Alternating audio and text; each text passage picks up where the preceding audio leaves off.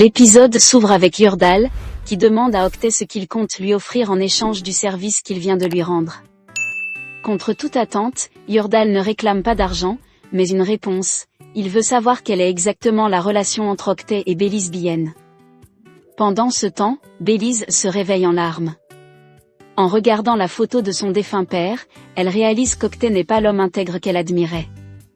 Déçue et bouleversée, elle comprend qu'il n'a rien en commun avec son père, qui s'était toujours battu pour la justice. De son côté, Yurdal refuse catégoriquement qu'un membre de la famille Bien rejoigne son entreprise. Il révèle qu'il connaissait Kemal Bien, le père de Belize, et affirme qu'aucun autre Bien ne travaillera jamais pour lui. Après le départ d'Octet, Yurdal téléphone à Setine et lui ordonne d'empêcher la mère de Dorine d'assister au mariage, craignant que sa présence ne provoque de nouveaux problèmes. Un peu plus tard, Dorine croise Octet dans les locaux de l'entreprise. Elle l'accuse de manipuler Savas afin de le monter contre son père pour prendre le contrôle de la société. Octet nie avec ironie, avant de lui rappeler qu'ils partagent désormais de lourds secrets, ce qui rend leur situation bien plus compliquée. Pendant ce temps, Meriem revient à la pâtisserie et s'inquiète de ne plus avoir de nouvelles de Gouloumser. Ni elle, ni Savas, ni Belize ne répondent au téléphone. En voyant que tout le monde est injoignable, Selma commence à craindre qu'un grave événement se soit produit sans qu'elles en soient encore informées. À l'hôpital, Ertan interroge Boursou sur l'agression. Elle lui avoue qu'elle ne se souvient absolument pas du visage de son agresseur. Ertan lui explique qu'il a retrouvé son sac complètement brûlé dans une poubelle, après que le voleur eut pris son portefeuille et son téléphone. En entendant cela, Boursou s'inquiète immédiatement de la mystérieuse liste qu'elle transportait. Elle tente de savoir si des papiers ont été retrouvés, mais Ertan prétend n'avoir rien vu. Méfiante, Boursou lui demande surtout de ne pas interroger Gouklou tant qu'il n'est pas rétabli. Avant de partir, elle remarque qu'Ertan semble malade, sans imaginer qu'il est lui-même impliqué dans toute cette affaire. Pendant ce temps, Meriem se recueille sur la tombe de sa mère. Elle y découvre un bouquet de fleurs accompagné d'un mot signé discrètement par Savas, qui lui demande simplement des gâteaux en guise de remerciement. Émue, Meriem parle à sa mère.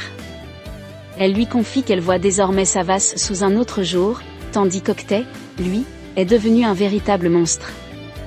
Malgré tout, elle refuse toujours de révéler la vérité, persuadée que cela détruirait la vie de nombreuses personnes, y compris celle de Savas. À l'hôpital, Gouklou essaie de se divertir en jouant avec Savas, mais celui-ci reste particulièrement tendu. Craignant de perdre un nouvel ami, Savas lui annonce soudain qu'il est renvoyé.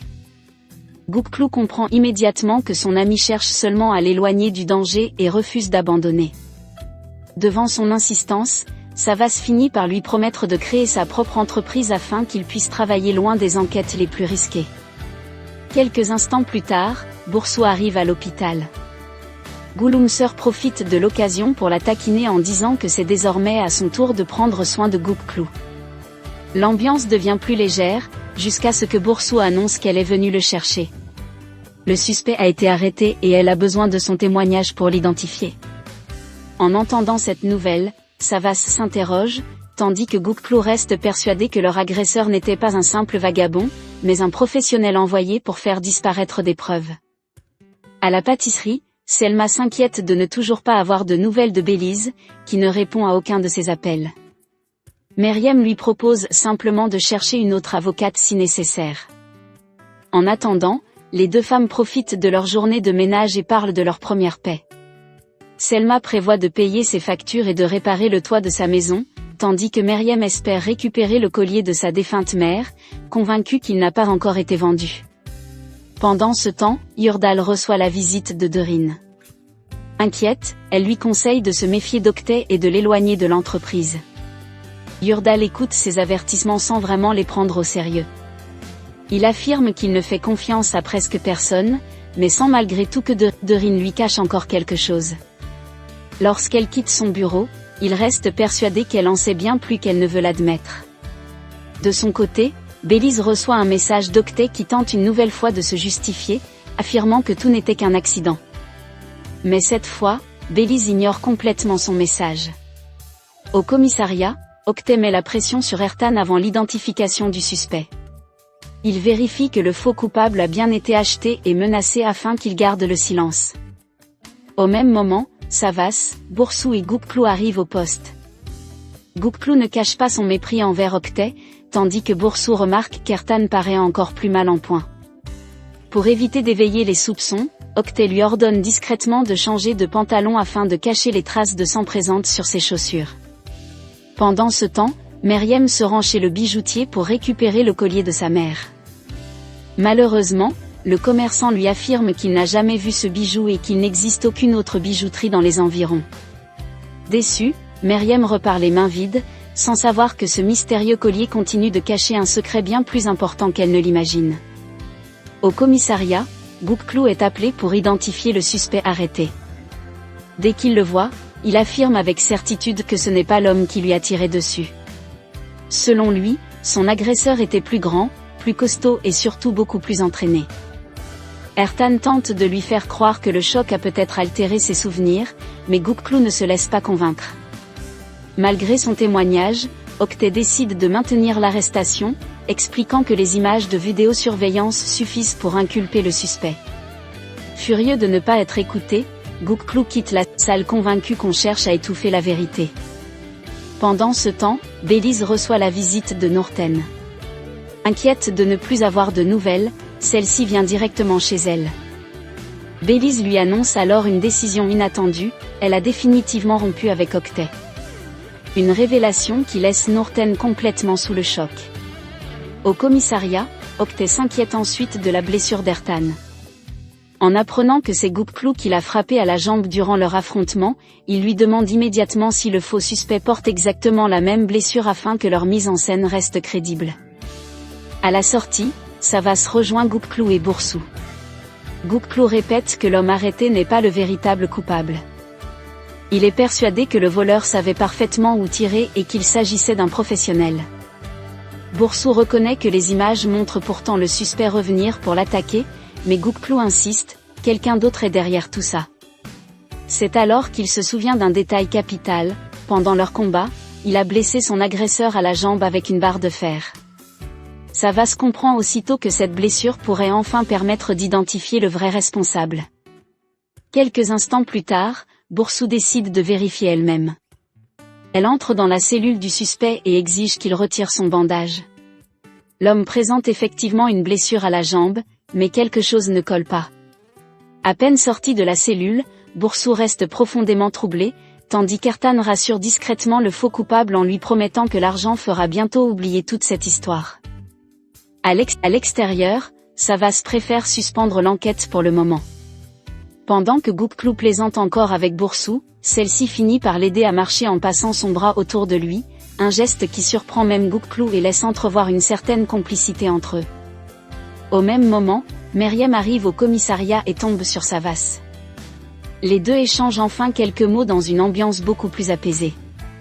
Savas la remercie pour les gâteaux qu'elle lui avait envoyés et lui demande, avec le sourire, comment en obtenir d'autres. Meriem plaisante en répondant qu'il devra simplement arrêter de lui compliquer la vie. Leur conversation est interrompue lorsque Goupclou et Boursou sortent du bâtiment. Meriem s'inquiète immédiatement de l'état de Goupclou, avant de demander à Boursou si elle peut lui parler en privé. En les regardant partir, Savas confie discrètement à Goupclou qu'il préfère désormais que Meriem connaisse davantage la vérité, car selon lui, plus elle sera informée, plus elle sera en sécurité. Chez Bélise, Nourten comprend immédiatement que Meriem a découvert la vérité sur l'appartement d'Octet. Affolée, elle réalise que leur plan s'est complètement retourné contre eux. Mais lorsqu'elle demande ce qui s'est réellement passé, Bélise refuse de tout révéler. Elle explique simplement que ce que Meriem sait désormais pourrait envoyer Octet directement en prison. Nourten insiste, mais Bélise préfère lui rendre toutes les affaires d'Octet et lui demande de les lui remettre. Selon elle, il vaut mieux que sa mère ignore le reste. Pendant ce temps, Meriem retrouve Boursou au commissariat. Elle vient lui parler du collier de sa mère, persuadée qu'il a été perdu ou vendu. À sa grande surprise, Boursou ouvre un tiroir de son bureau et lui rend le précieux collier. En réalité, elle ne l'avait jamais mis en gage. Émue, Meriem la remercie chaleureusement et lui offre une enveloppe ainsi qu'une boîte de gâteaux en signe de gratitude. mais en apercevant une blessure sur le bras de Boursou, elle remarque que cette blessure ressemble étrangement à celle de Gouk-Clou. Elle commence alors à comprendre que les deux ont été attaqués au cours de la même affaire. Sur la route, Savas ramène Gouk-Clou chez lui. Comme toujours, Gouk-Clou ne cesse de lui donner des conseils de conduite, ce qui finit par agacer Savas. Lorsque Gouk-Clou lui demande quelle est la prochaine étape de son enquête, Savas refuse de lui dévoiler son plan. Il veut d'abord vérifier une chose concernant son père, mais préfère garder cette mission secrète afin d'éviter que son ami ne se retrouve encore une fois en danger. Au commissariat, Meriem goûte les gâteaux avec Boursou, mais une question continue de la hanter. Elle est persuadée que tout le monde lui cache quelque chose et que les blessures de Gouk-Clou et de Boursou sont liées à son propre passé. Cette fois, Boursou décide d'aller plus loin. Elle sort le mystérieux bouton de manchette retrouvé sur les lieux de l'accident, celui qui porte encore des traces de sang, puis le montre à Meriem. Elle lui révèle que cette preuve a été volontairement retirée du dossier officiel avant de lui poser une question directe.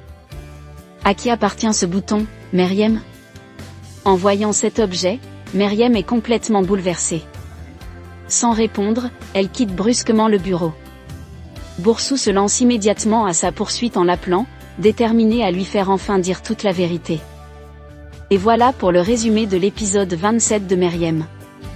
Si cette vidéo vous a plu, pensez à laisser un j'aime, à vous abonner et à activer la cloche pour ne manquer aucun résumé. On se retrouve très vite sur le résumé quotidien pour la suite. À bientôt.